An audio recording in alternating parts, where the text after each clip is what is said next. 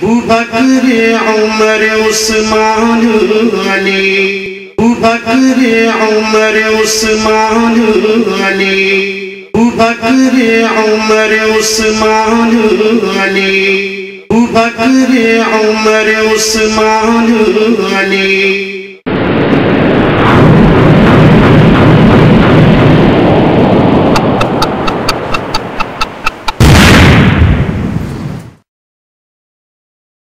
الرحمن الرحیم والصلاة والسلام علی سید المرسلین وعلی آلہ واصحابہ اجمعین، اما بعد، فقد قال اللہ تعالی فی کلامہ المجید اہدنا الصراط المستقیم صراط الذین انعمت علیہم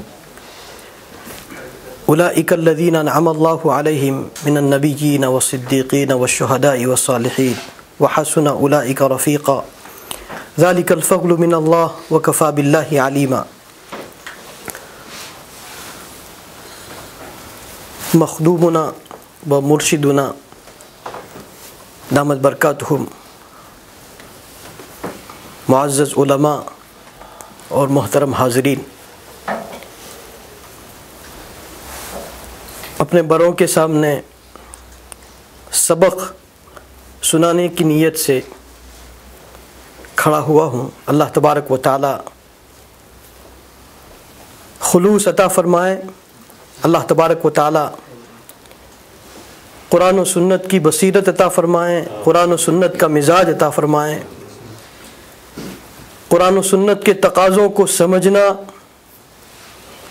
اور ان پر جینا اور مرنا نصیب فرمائیں۔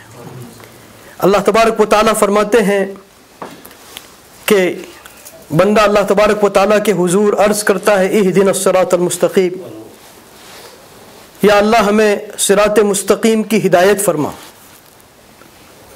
اور پھر خود اللہ تبارک و تعالیٰ نے فرمایا صراط الذین انعمت علیہم۔ صراط مستقیم کوئی تھیوری نہیں ہے، کوئی کنسپٹ نہیں ہے، کوئی ورڈنگ ایکسپلینیشن نہیں ہے، بلکہ صراط مستقیم جب تک دنیا قائم ہے افراد کی شکل میں اس زمین پر قائم رہے گا، اور اس کی طرف اشارہ کیا اللہ تبارک و تعالیٰ نے صراط الذین انعمت علیہم، ان لوگوں کا راستہ جو منعم علیہم ہے، جن پر اللہ تبارک و تعالیٰ کا انعام اترا، اور پھر اس کی تشریح کی اللہ تبارک و تعالیٰ نے خود اولئک الذین انعم اللہ علیہم، وہ جماعت جو اللہ تبارک و تعالیٰ کے انعام کی مستحق قرار پائی، آدم علیہ السلام سے لے کر محمد رسول اللہ صلی اللہ علیہ وسلم تک ان کو نبیین کہا جاتا ہے، اور ان کے بعد اس کا سلسلہ باقی رہے گا صدیقین کی شکل میں، شہداء کی شکل میں، اور صالحین کی شکل میں۔ وحسن اولئک رفیقا، اور یہ وہ لوگ ہیں جن کی رفاقت بڑی زینت والی، بڑے حسن والی، بڑی بھلی، بڑی اچھی۔ ذالک الفضل من اللہ وکفی باللہ علیما، یہ اللہ تبارک و تعالیٰ کی طرف سے اللہ کا فضل ہے، اور اللہ تبارک و تعالیٰ جاننے کے اعتبار سے کافی ہے۔ کاش اللہ تبارک و تعالیٰ بنا کسی استحقاق کے مجھے اور آپ کو اس فضل میں شامل کر لے کہ ہمارا شمار ان کے نقش قدم پر ہو جائے جن کو صدیقین کہا جاتا ہے، جن کو شہداء کہا جاتا ہے، اور جن کو صالحین کہا جاتا ہے۔ میں نے پوری انٹینشنلی یہ بات پہلے کہی کہ قرآن و سنت صرف تھیوری کا نام نہیں ہے، صراط مستقیم تھیوری کا نام نہیں ہے۔ اللہ تبارک و تعالیٰ توفیق عطا فرمائے، رسول اللہ صلی اللہ علیہ وسلم کی سیرت کو سمجھا نہیں جا سکتا جب تک کہ سیر صحابہ کو سامنے نہ رکھا جائے، اور سیر صحابہ کو سمجھا نہیں جا سکتا جب تک کہ سیر تابعین کو سمجھا نہیں جائے، اور پھر اسی طرح سلسلہ نبی کی سیرت سیر صحابہ کے ذریعے سے، اور صحابہ کی سیرت تابعین کی سیرت کے ذریعے سے، اور تابعین کی سیرت تبع تابعین کی سیرت کے ذریعے سے، اور اسی طرح افراد میں ان صفات کو اللہ تبارک و تعالیٰ منتقل کرتے رہیں گے قیامت تک۔ اللہ تبارک و تعالیٰ انہی افراد میں جینا اور مرنا نصیب فرمائے۔ ان میں سب سے پہلا طبقہ صدیقین، جن کے امام کا تذکرہ آج کیا جا رہا ہے، امام الصدیقین کا، حضرت سیدنا ابو بکر صدیق رضی اللہ تعالیٰ عنہ ان کی زندگی کے کئی گوشے ہیں، ان کی کئی خصوصیات ہیں، شان صدیقیت کی کئی علامتیں ہیں. میں آپ کے درمیان میں اور علامہ صاحب کے درمیان میں انٹرفیئر کرنا نہیں چاہتا، اس لیے کہ میں خود حضرت سے استفادے کے لیے پہنچا ہوں. اللہ تبارک و تعالیٰ ان کے سائے کو تادیر باقی رکھے اور مجھے اور آپ کو سچا طالب بنا کر اللہ تبارک و تعالیٰ ان کی خدمت میں بار بار پہنچنا نصیب فرمائے. صرف شان صدیقیت کے ایک جذبے کو پیش کر کے میں اپنے لیے دعا کروں گا اور سب کے لیے کہ اللہ تبارک و تعالیٰ اس جذبے کی اور صدیقیت کے تمام جذبوں کی طلب ہمیں عطا فرمائے، اس کا مانگنا نصیب فرمائے. رسول اللہ صلی اللہ علیہ وسلم کا جب وصال ہوا اس دنیا سے، جب رسول اللہ صلی اللہ علیہ وسلم تشریف لے گئے، یہ وہ زمانہ تھا کہ ہر سو سے فتنے کھڑے ہو گئے. مانعین زکوٰۃ کا فتنہ کھڑا ہو گیا. حضرت اسامہ رضی اللہ تعالیٰ عنہ کے لشکر کو بھیجنا تھا، کسی نے نبوت کا دعویٰ کیا اور اسلام کی بنیادوں پر حملہ کرنے والے مختلف فتنے کھڑے ہو گئے. ان کے جواب میں حضرت ابو بکر صدیق رضی اللہ تعالیٰ عنہ پہاڑوں سے زیادہ جو مضبوطی کا ثبوت دے گئے اور شان صدیقیت کی یہ علامت جو حضرت ابو بکر صدیق رضی اللہ تعالیٰ عنہ چھوڑ گئے اور جس جذبے کے ساتھ وہ کھڑے ہوئے، کاش اللہ تبارک و تعالیٰ اس جذبے کی کچھ بھیک مانگتے رہنا مجھے اور آپ کو نصیب فرمائے. یہاں تک کہ بات کو مختصر کرتے ہوئے مشورہ ہوا کہ ابھی مدینے کو چھوڑنا نہیں چاہیے، ابھی جیش اسامہ کے لشکر کو روانہ نہیں کرنا چاہیے رضی اللہ عنہ. اور اس قسم کے مشورے جاری ہوئے اور ان مشیروں میں حضرت عمر ابن خطاب رضی اللہ تعالیٰ عنہ حضرت ابو بکر رضی اللہ تعالیٰ عنہ کی خدمت میں عرض کرنے لگے کہ یہ مصلحت کے خلاف ہے، ابھی حکمت کے خلاف ہے.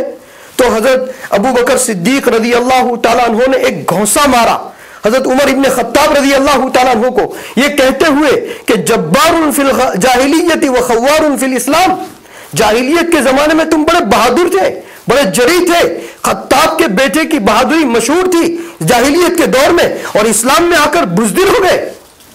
اور پھر فرمایا حضرت ابو بکر رضی اللہ تعالیٰ عنہ نے اَيُنْقَصُ الدِّينُ وَأَنَا حَيٌّ، دین میں کوئی کمی آ جائے اور صدیق زندہ رہے، صدیق زندہ نہیں رہے گا، دین میں کسی کمی کو صدیق برداشت نہیں کرے گا، صدیق اپنی جان دے دے گا. ایک ذرہ برابر بھی کمی اللہ کے دین پر آئے اور صدیق کی جان سلامت رہے، یہ ہو نہیں سکتا.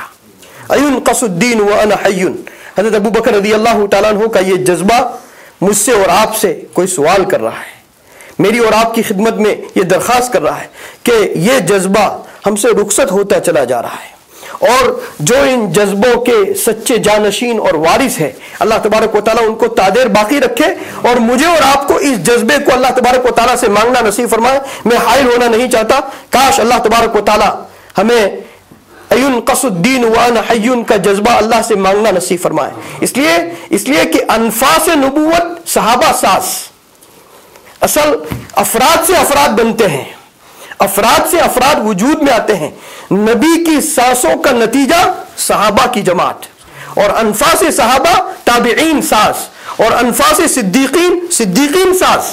کاش اللہ تبارک و تعالیٰ مجھے اور آپ کو نسبت اولیاء صدیقین کی بلندیاں بلا کسی استحقاق کے عطا فرمائے، صحت کے ساتھ عطا فرمائے، عافیت کے ساتھ عطا فرمائے، اور اَيُنْقَصُ الدِّينُ وَأَنَا حَيٌّ کے جذبے پر جینا اور مرنا اللہ تبارک و تعالیٰ نصیب فرمائے. وآخر دعوانا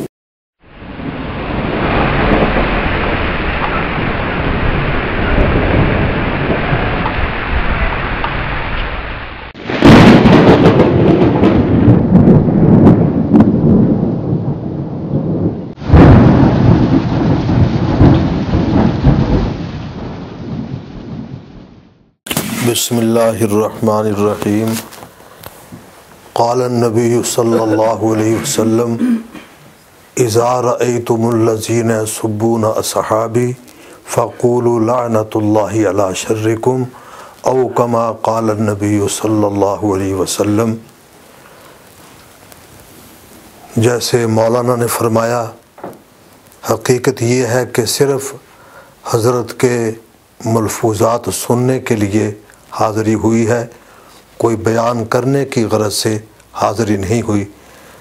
حکم ملا ہے، اس لیے ایک دو باتیں میں عرض کیے دیتا ہوں۔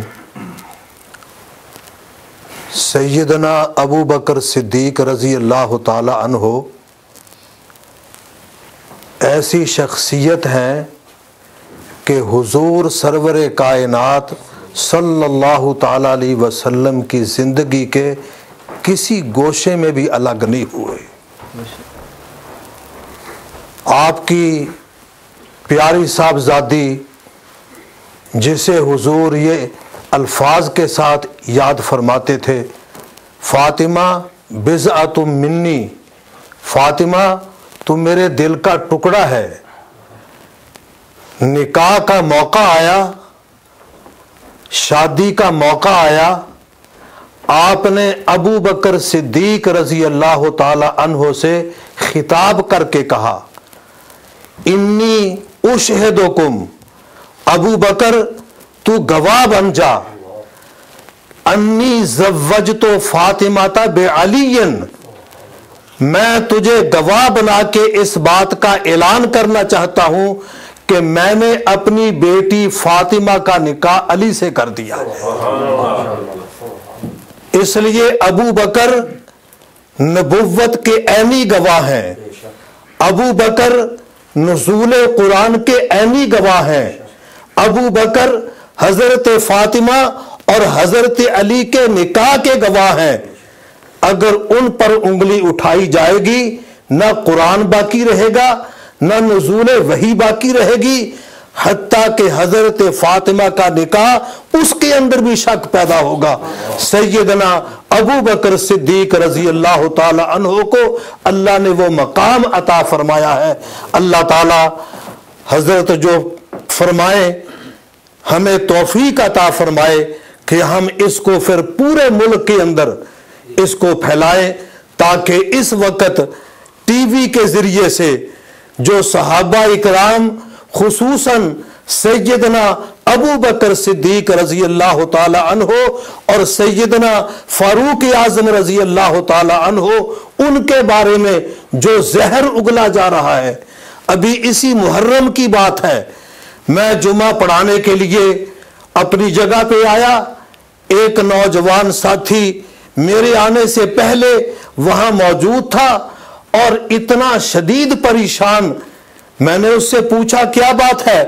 اس نے کہا جی کہ ابھی میں ایک چینل سے ایک بات سن کے آیا ہوں، وہ آپ کو بتانا چاہتا ہوں۔ میں نے کہا بتاؤ۔ اس نے کہا کہ ایک آدمی بیان کر رہا تھا، کوئی کال آئی، اس نے دہشت گردی کے بارے میں سوال کیا کہ آپ کا کیا نظریہ ہے، آپ اس کے بارے میں کیا کہتے ہیں؟ اس نے مذمت کی کہ بہت بری چیز ہے، بہت غلط بات ہے، لیکن آگے جو گرہ لگائی، جو اس نے کفر بکا، حقیقت یہ ہے کہ زبان وہ الفاظ بیان کرنے کے لیے تیار نہیں ہے، لیکن صرف اس لیے کہ اس وقت صحابہ کے بارے میں کیا زہر اگلا جا رہا ہے۔ اس نے کہا ٹھیک ہے، غلط بات ہے، لیکن جہاں سے دہشت گردی شروع ہوئی ہے، جہاں سے آغاز ہوا ہے، آپ اسے نہیں دیکھتے جی کہاں سے شروع ہوا؟ اس نے کہا الیاعوذ باللہ، وہی تو آدمی ہے کہ جس نے حضرت فاطمہ کے پیٹ پہ لات ماری اور ان کا حمل ضائع کیا۔ وہ کون تھے؟ الیاعوذ باللہ۔ اس نے کہا وہ عمر تھا۔ الیاعوذ باللہ یہ الفاظ کہے کہ سب سے بڑا دہشت گرد دنیا کے اندر اگر کوئی پیدا ہوا ہے وہ عمر ہے۔ میرے محترم دوستو، ہم کہاں جائیں؟ ہم کیا کریں؟ ہم کس کے سامنے یہ باتیں پیش کریں کہ صحابہ کے بارے میں اس قسم کا کفر بکا جا رہا ہے؟ اللہ تعالیٰ حضرت علامہ صاحب کی عمر میں برکت عطا فرمائے، اللہ تعالیٰ ان کا سایہ تا دیر ہمارے، اللہ تعالیٰ نے ہمارے لیے، حقیقت یہ ہے کہ ہم حضرت کا وہ احترام، حضرت کو وہ مقام جو اللہ تعالیٰ نے آپ کو عطا فرمایا ہے، حقیقت یہ ہے کہ اس وقت پوری دنیا کے اندر ان جیسا اللہ تعالیٰ نے کوئی ایسا جو ہر بات پر فوراً جو इस किस्म की बातें करने वाले हैं उनको जवाब देने वाले हैं वो हज़रत अल्लामा साहब हैं। अल्लाह पाक इनकी उम्र में बरकत अता फरमाए और हम सबको अल्लाह ताला इनसे इस्तिफादा करने की तौफीक अता फरमाए। मैंने पहले भी अर्ज़ किया, हकीकत ये है कि हम तो इनके शागिर्दों जैसे हैं। जो कुछ हम बात बयान करते हैं, जैसे मौलाना ने फरमाया, सिर्फ इसलिए ताकि जो सबक हमने आज से 40 साल पहले पढ़ा था वो दोहराया जाए, सिर्फ इस गर्ज से। अल्लाह ताला हमें इनका पूरा पूरा एहतराम, पूरा पूरा इनको वो मकाम देने की तौफीक अता फरमाए जो अल्लाह ने इनको अता किया है। व आखिरु दावाना अनिल हम्दुलिल्लाहि रब्बिल आलमीन।